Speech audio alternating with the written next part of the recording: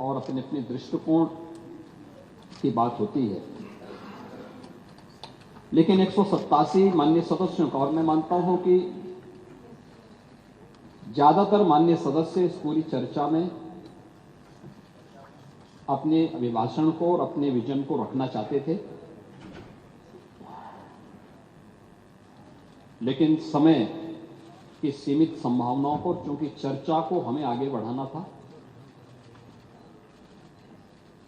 अभी हमें इससे संबंधित जो व्यापक रणनीति आगे बनानी है और समाज से जुड़े हुए सभी स्टेक होल्डर्स के पास हम जाएंगे, उन सब से चर्चा पर चर्चा करने के बाद एक विस्तृत चर्चा के लिए और अलग अलग सेक्टर वाइज जिन मुद्दों पर आज हम चर्चा करने जा रहे हैं, इसको लेकर के फिर हम लोग फिर सदन में आना चाहेंगे कि वास्तव में ये कल्पना से परे है कि सदस्य रुचि लें और इस महत्वपूर्ण चर्चा में भाग लें, लेकिन ये उन लोगों की आंखों को खोलने वाला है जो विधायिका पर और सदस्यों के आचरण पर उंगली उठाते हैं कि नहीं, प्रदेश के लिए या देश के लिए जब भी आवश्यकता पड़ेगी हम सभी अपना योगदान देंगे। इस चर्चा ने पिछले 24 घंटे के अंदर ये साबित किया है, इसलिए मैं भाग लेने वाले और इसमें श्रोता के रूप में भी बने हुए सभी मान्य सदस्यों का और विशेष रूप से नेता विरोधी दल का हृदय से धन्यवाद करता हूं। महोदय, उत्तर प्रदेश की जब हम बात करते हैं तो उत्तर प्रदेश केवल देश की एक सबसे बड़ी आबादी का राज्य ही नहीं है, यह भारत की आध्यात्मिक और सांस्कृतिक विरासत का प्रतिनिधित्व करने वाली देश की एक प्रकार की ऊर्जा का केंद्र बिंदु भी है। भारत की ऊर्जा का केंद्र बिंदु है, जो भारत की आध्यात्मिक और सांस्कृतिक नेतृत्व को अपने यहां से प्राचीन काल से ही देता रहा है। और इसीलिए जब ग्लोबल इन्वेस्टर समिट में यहां लखनऊ में 2023 में उसके उद्घाटन समारोह को संबोधित करते हुए आदरणीय प्रधानमंत्री जी ने जो बातें यहां पर कही थी, उन्होंने इस बात को कहा था कि आज उत्तर प्रदेश एक आशा है, एक उम्मीद बन चुका है। भारत अगर आज दुनिया के लिए एक ब्राइट स्पॉट है तो यूपी भारत की ग्रोथ को ड्राइव करने वाला एक अहम नेतृत्व भी दे रहा है। ये आदरणीय प्रधानमंत्री जी के विचार थे, जो उत्तर प्रदेश ने इस दौरान अपनी एक व्यापक कार्य योजना को लेकर के अपने कार्यक्रमों को आगे बढ़ाने का काम किया और ये भारत की ग्रोथ को ड्राइव करने वाला एक अहम नेतृत्व भी दे रहा है। ये आदरणीय प्रधानमंत्री जी के विचार थे, जो उत्तर प्रदेश ने इस दौरान अपनी एक व्यापक कार्य योजना को लेकर के अपने कार्यक्रमों को आगे बढ़ाने का काम किया और ये हम सब का सौभाग्य है कि देश अपनी आजादी के अमृतकाल में कल देश का स्वतंत्रता के 78 वर्ष पूरे होने जा रहे हैं। प्रधानमंत्री जी ने देशवासियों के सामने कुछ संकल्प लिए थे।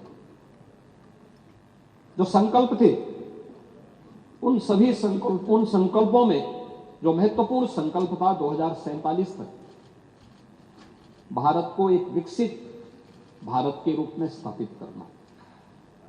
हम सब इस बात को जानते हैं कि भारत विकसित तब बनेगा जब सभी राज्य इस दिशा में अपनी अपनी भूमिका का निर्वहन करेंगे और अपनी भूमिका के इस निर्वहन करने की दृष्टि से पिछले 24 घंटे से अधिक समय से इस माननीय सदन में इस चर्चा का होना, ये विकसित भारत की उन संकल्पनाओं को ही आगे बढ़ाने का विजन है। दृष्टि जितनी होगी वह उतना ही बोलेगा और उन स्थितियों में जब यहां पर हम चर्चा करेंगे तो मैं माननीय सदस्यों के द्वारा जो मुद्दे उठाए गए थे उन मुद्दों पर भी बोलने का प्रयास करूंगा। लेकिन मुख्य रूप से अगर हम देखेंगे,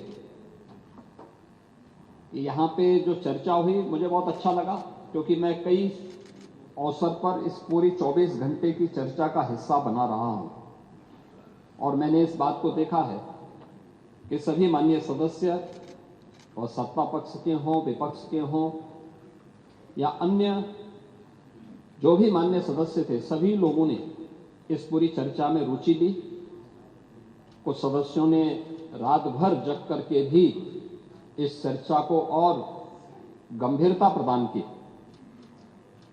और इस पूरी चर्चा का भाग लेकर के इस पूरी चर्चा की ओर देश का ध्यान भी आकर्षित किया है। भारत विकसित होगा, क्या उत्तर प्रदेश को इस विकसित भारत में अपना योगदान नहीं देना चाहिए? क्या उत्तर प्रदेश विकसित नहीं होना चाहिए? देश की प्रति व्यक्ति आय अधिक हो, क्या उत्तर प्रदेश की प्रति व्यक्ति आय अधिक नहीं होनी चाहिए? देश में खुशहाली हो तो देश की सबसे बड़ी आबादी का नागरिक क्या उस खुशहाली का हिस्सा नहीं होना चाहिए? और इस दृष्टि से इस पूरे कार्यक्रम को हम लोगों ने दो भागों में बांटने का प्रयास किया है। एक 1947 से 2017 तक क्या हुआ, इन 75 वर्षों में, इन 70 वर्षों में हम लोगों ने क्या अचीव किए, और 2017 के बाद आज की जो यात्रा है अगले 30 वर्ष की, क्योंकि 1947 से लेकर 2047 तक की ये 100 वर्षों की जो यात्रा है, इन 100 वर्षों की इस यात्रा में हमने क्या खोया, क्या पाया है, इसका दृश्यावलोकन करने, उसका आत्मावलोकन करने का ये सबसे उचित समय है जो प्रधानमंत्री जी ने विजन डॉक्यूमेंट के रूप में देश के सामने प्रस्तुत किया था। और उसी विजन डॉक्यूमेंट से अनुप्रेरित होकर के उत्तर प्रदेश आज इस विजन डॉक्यूमेंट की प्रारंभिक चर्चाओं को अपने यहां आगे बढ़ाने का काम कर रहा है। महोदय, 2017 के पहले मैं यहां पर सबसे पहले जो हमारे नेता प्रतिपक्ष तो काफी बुजुर्ग हैं, अनुभवी हैं, वे बोलने का प्रयास करते हैं, जब अपने स्वयं के विवेक से बोलते हैं तो सही बात बोलते हैं, लेकिन जब दूसरों के द्वारा संचालित होने लगते हैं तो फिर थोड़ा कभी कभी उनको मुर्गा भी याद आने लगता है। लेकिन अन्य और जो भी खाते होंगे, लेकिन आपको अच्छा लगता है, मुझे बहुत अच्छा लगा कि आप कम से कम इसको स्वीकार करते हैं। नहीं, खाने पीने पे प्रतिबंध नहीं है, कोई दिक्कत नहीं।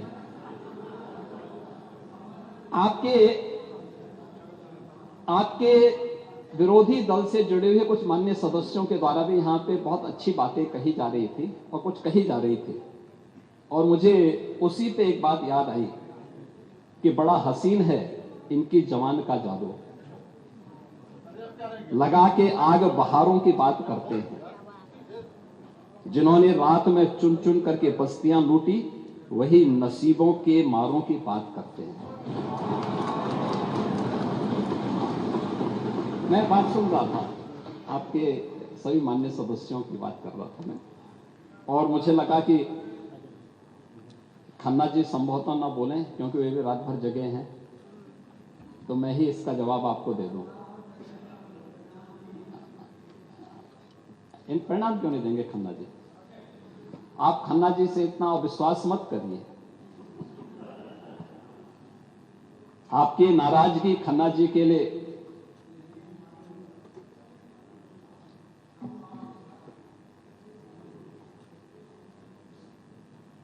महोदय, इस पूरे विजन डॉक्यूमेंट पर जब हम चर्चा कर रहे थे तो मुझे दो तीन चीजें देखने को मिली। मैं अभी स्वागत करूंगा आप सबके प्रस्तावों का। और होना भी चाहिए। हर विधानसभा क्षेत्र में विकास होना चाहिए, हर जगह योजनाओं का लाभ मिलना चाहिए, बिना भेदभाव के गरीब कल्याणकारी योजनाओं का लाभ मिले, क्योंकि समावेशी और समग्र विकास की अवधारणा ही विकसित उत्तर प्रदेश और विकसित भारत की संकल्पना को साकार कर सकता है। लेकिन मैं उस विजन को देख रहा था जो विकास की कम, सत्ता की ज्यादा बात कर रहा है।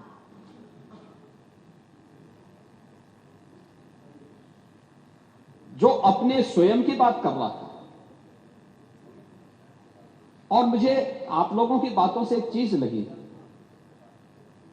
जो लगी, जिसके बारे में चारवाक ने भी एक बात कही, यानी जो अपने तक केवल सीमित करता है, जिसके बारे में उन्होंने कहा था कि यावत जीवेत सुखम जीवेत ऋणम कृत्वा घृतम पिबेत भस्मीभूतस्य देहस्य पुनरागमन कुतः। और यह स्थिति आप लोगों की है, यानी केवल अपने तक सीमित करना। आपका परिवार डेवलपमेंट अथॉरिटी भी उसी का नमूना है। यही है, ये परिवार डेवलपमेंट अथॉरिटी की ये भावना ही इस पर आधारित है, जिसके बारे में स्वामी विवेकानंद ने कहा था कूप मंडूक होना। उन्होंने अपनी कथाओं में, अपने प्रवचन में एक बात को कहते थे कि एक कुएं में एक मेढक था।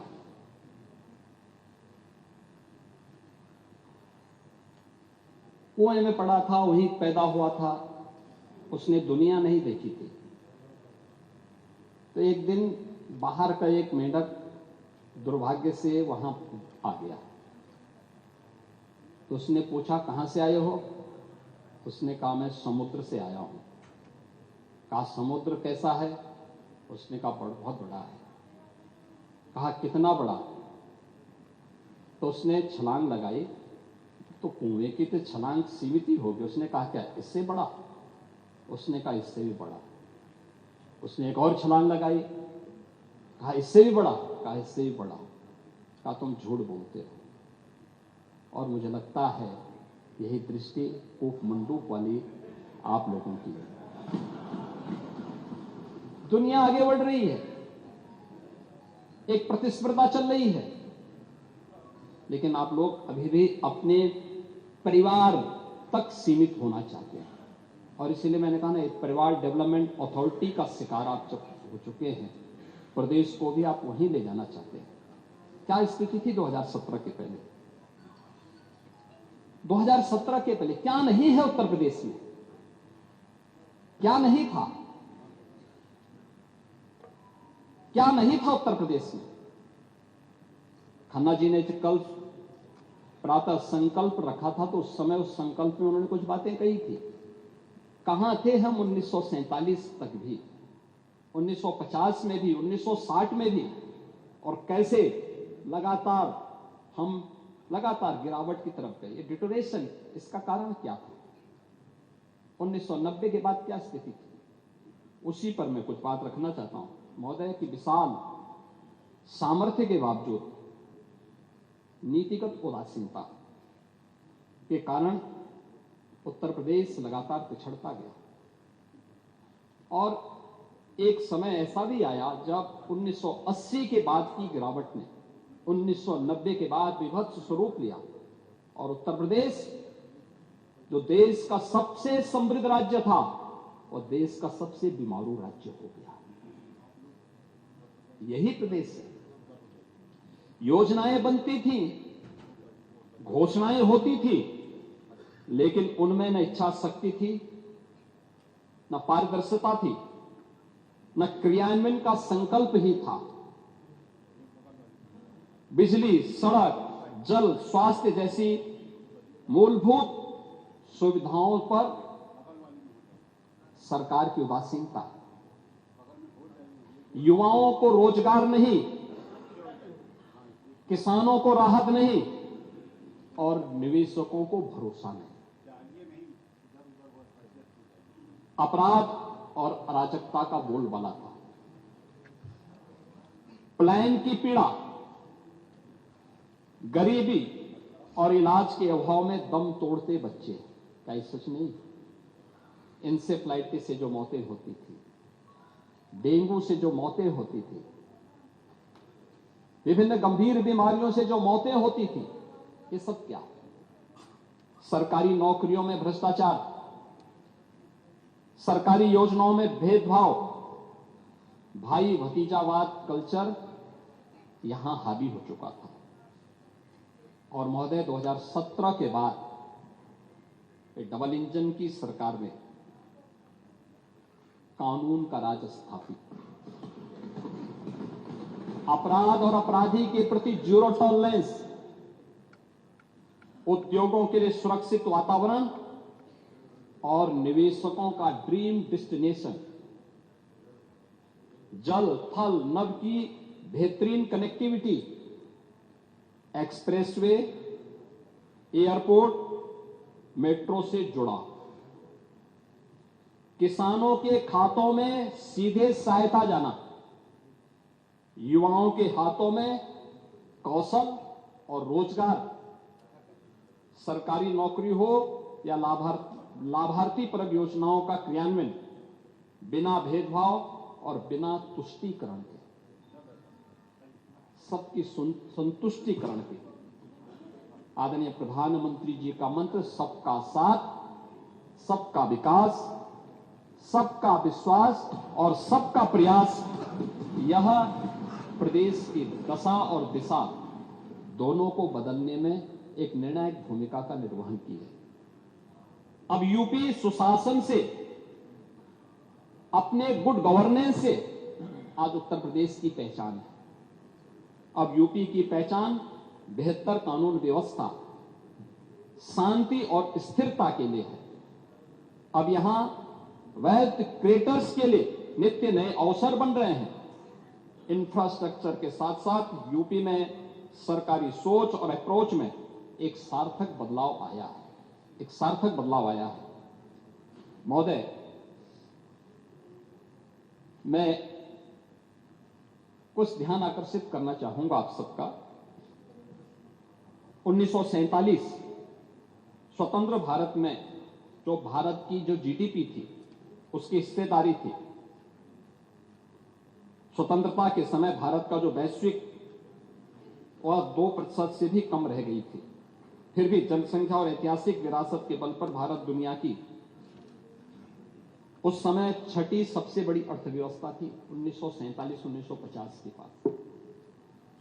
1960 में भारत 10वें स्थान पर था। 1980 और 2014 के तक भारत 11वें स्थान पर गया और 2014 में देश का भाग्योदय होता है, श्री नरेंद्र मोदी जी देश के प्रधानमंत्री बनते हैं। 2014 के बाद प्रधानमंत्री मोदी जी के विजन के अनुरूप भारत की जो यात्रा आगे बढ़ी, परिणाम था 2017 में भारत दुनिया की 7वीं बड़ी 11 से 7वें नंबर पर आया, 24 में 5वें स्थान पर आया और 25 में भारत विश्व की 4थी बड़ी अर्थव्यवस्था के रूप में स्थापित हुआ। विजन डॉक्यूमेंट और विजन का मतलब क्या होता है? ये है यात्रा। आपने छठी अर्थव्यवस्था को 11वें तक पहुंचा दिया था, 11वें स्थान पर भारत को पहुंचाया था और पिछले 11 वर्ष की यात्रा में 11वीं अर्थव्यवस्था का भारत आज दुनिया की 4थी बड़ी अर्थव्यवस्था के रूप में अपनी सामर्थ्य और अपनी शक्ति का परिचय दुनिया को करा रहा है। महोदय, आप उत्तर प्रदेश की भी आप देखें, 1947 से 2017 के बाद 17 तक जो स्थितियां थी उत्तर प्रदेश के अंदर, बीच के कुछ कालखंडों को छोड़ दें तो शेष समय क्या स्थिति थी। 1990 के दशक में औद्योगिक इकाइयों में तालाबंदी, निवेशक हतोत्साहित था, ऐतिहासिक नगर, उपजाऊ भूमि, नदियां और श्रमबल होने के बावजूद आर्थिक रफ्तार बहुत धीमी थी। आजादी के बाद 2016-17 तक उत्तर प्रदेश की जो नेशनल जीडीपी थी उसमें योगदान में लगातार गिरावट थी। कुल हम लोग 2016-17 में उत्तर प्रदेश की जो भागीदारी थी, जो 1960 में 14% से अधिक थी, 1950 से 60 के दशक में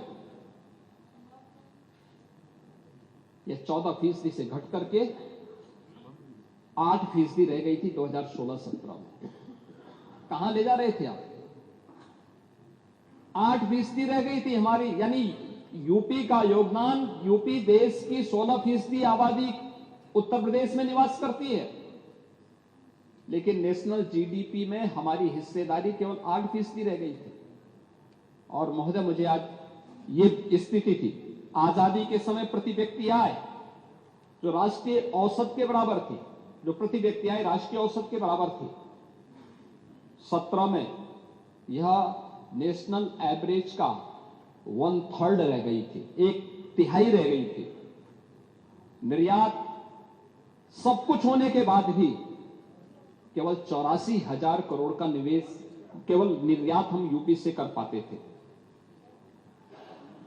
प्रदेश का बजट केंद्रीय करों पर निर्भर हो गया था, 56% केंद्रीय करों पर निर्भरता थी।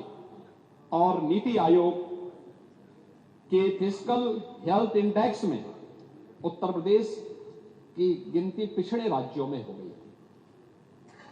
17 से 25 के बीच इन 8 वर्षों में उत्तर प्रदेश में आज जो हमारी जीएसडीपी है, या जीएसडीपी जो उत्तर प्रदेश की 16-17 में लगभग 13 लाख करोड़ की थी, आज यह बढ़कर के इस वित्तीय वर्ष के अंत तक यह बढ़कर के लगभग 35 लाख करोड़ तक पहुंचने जा रही है। कोई तुलना है? 1947 से लेकर के 2017 तक केवल 13 लाख करोड़ की, और 2017 से लेकर के 25-26 तक हम इसे 35 लाख करोड़ तक पहुंचा रहे हैं। उत्तर प्रदेश का जीडीपी में योगदान जो केवल 8% रह गया था, 50 के दशक में जो 14% था, 2016-17 में रहकर केवल 8% रह गया था, आज इसे हम 9.5% तक पहुंचाने में फिर सफल हुए हैं।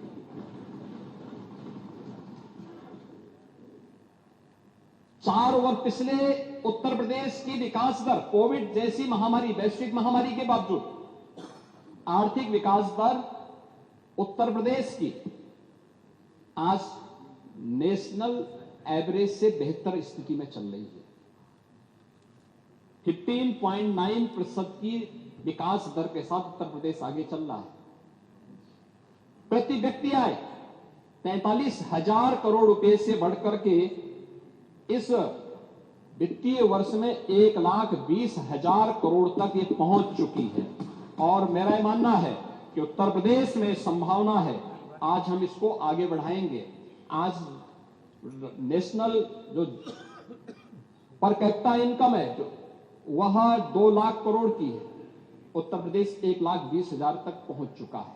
और मेरा मानना है कि उत्तर प्रदेश में संभावना है, और इसीलिए जो हमारा एक्सपोर्ट था 84,000 करोड़ से बढ़कर के 1,86,000 करोड़ पार कर रहा है, और बजट 3-3.25 लाख करोड़ से बढ़कर के 8,08,000 करोड़ इस वर्ष हम लोगों ने प्रस्तुत किया है। केंद्रीय करों पर निर्भरता 56% से घटकर के 46% रह गई है। राज्य की हिस्सेदारी भी हर एक क्षेत्र में आगे बढ़ी है। स्टेट एक्साइज 52 यानी 12,000 से बढ़कर के यह 60,000 तक पहुंचने जा रही है। और नीति आयोग के फिस्कल हेल्थ इंडेक्स में 8.9 अंकों का सुधार हुआ है। प्रदेश फ्रंट रनर स्टेट का दर्जा प्रदेश को हासिल हुआ है और पिछले 5 वर्षों में यूपी अब बीमारू नहीं, रेवेन्यू सरप्लस स्टेट के रूप में अपने आप को स्थापित कर रहा है। अब यूपी डिजिटल स्टेट के रूप में अपने आप को स्थापित कर रहा है। जो 2017-18 में 16-17 तक तो स्थिति बहुत खराब थी, लेकिन 16-17-18 में हमारा जो डिजिटल लेन देन केवल 122 करोड़ का था, आज बढ़कर के यह लगभग 1400 करोड़ तक पहुंच चुका है। महोदय, जो अलग अलग सेक्टर में काम हुए हैं, अलग अलग सेक्टर में जो काम किए हैं, कृषि और संबद्ध क्षेत्रों में यहां चर्चा कर रहे थे, कृषि की नेता विरोधी दल भी कर रहे थे, हमारे जनसत्ता पार्टी के नेता श्री रघुराज प्रताप सिंह जी भी कर रहे थे, अन्य मान्य सदस्यों ने भी इसकी बात कही थी। 1947 से 2017 तक हमारे किसानों ने कठिन परिस्थितियों में पसीना बहाकर के अन्न उगाया, परंतु उत्पादकता की जो रफ्तार थी वो सीमित रही, लागत ज्यादा पड़ती थी। गेहूं, चावल, दलहन, इन सब में हमारा राष्ट्रीय योगदान बहुत थोड़े से था। सिंचाई की परियोजनाओं की आपने चर्चा की, उनकी रफ्तार बहुत धीमी थी। आप सरयू नहर राष्ट्रीय परियोजना की बात कर रहे थे। पांडे जी, ये सरयू नहर राष्ट्रीय परियोजना 1971 में बनी थी। उस समय इसकी लागत थी 100 करोड़। इसका जो डीपीआर उस समय बना था वो 100 करोड़ का बना था। लेकिन योजना जब समय पे नहीं बनती है, ईमानदारी से उसका क्रियान्वयन नहीं होता है, तो जब 2021 में डबल इंजन की भारतीय जनता पार्टी की सरकार ने इसे पूरा किया, तब तक इसकी लागत बढ़कर के हो चुकी 10,000 करोड़। कौन लोग दोषी हैं 1971 में बनी हुई परियोजना को समय पे क्रियान्वयन न करने के? इस सरयू नहर राष्ट्रीय परियोजना प्रधानमंत्री मोदी जी के विजन के परिणाम स्वरूप प्रधानमंत्री कृषि सिंचाई योजना के कारण यह योजना बन पाई और इसके कारण 14 लाख हेक्टेयर लैंड को अतिरिक्त सिंचाई की सुविधा प्राप्त हुई है। ऐसे ही अन्य अर्जुन सहायक परियोजना हो, बाण सागर की परियोजना हो, ये सभी परियोजनाएं ऐसी थी जो पिछली सरकारों के विजन के अभाव के कारण और कोई विजन डॉक्यूमेंट न होने के कारण आधी अधूरी पड़ी हुई थी। प्रधानमंत्री मोदी जी ने 2014 में आने के बाद इन सभी का क्रियान्वयन उस रूप में किया। सिंचाई परियोजनाओं की धीमी विस्तार, आधुनिक तकनीक, मार्केट से लिंक करने का कोई प्रावधान नहीं और सीधे वित्तीय सहायता किसान के अकाउंट में नहीं। पशुपालन, डेयरी और मत्स्य के क्षेत्र में योजनाबद्ध निवेश का अभाव, कृषि आधारित उद्योग सीमित क्षमता से ही चल रहे थे। लेकिन 2017 के बाद पिछले 8 वर्षों में जो कुछ भी आया है आपके सामने, पिछले 3 वर्षों में कृषि और संबद्ध क्षेत्र में विकास दर प्रदेश में 14% से अधिक था। ये डबल डिजिट में गया है। आपके समय में सिंगल डिजिट में कृषि की विकास दर थी। और याद रखना, ये भी राष्ट्रीय औसत से एक बेहतर स्थिति में है। उत्तर प्रदेश जैसे राज्य में संभावना है, क्योंकि उत्तर प्रदेश देश के अंदर सर्वाधिक सिंचित भूमि किसी के पास है तो वह उत्तर प्रदेश के पास है। सबसे उर्वरा भूमि किसी के पास है तो उत्तर प्रदेश के पास है। खेती में नई तकनीक के समावेश, अच्छी क्वालिटी के बीज और खाद की पर्याप्त उपलब्धता के फलस्वरूप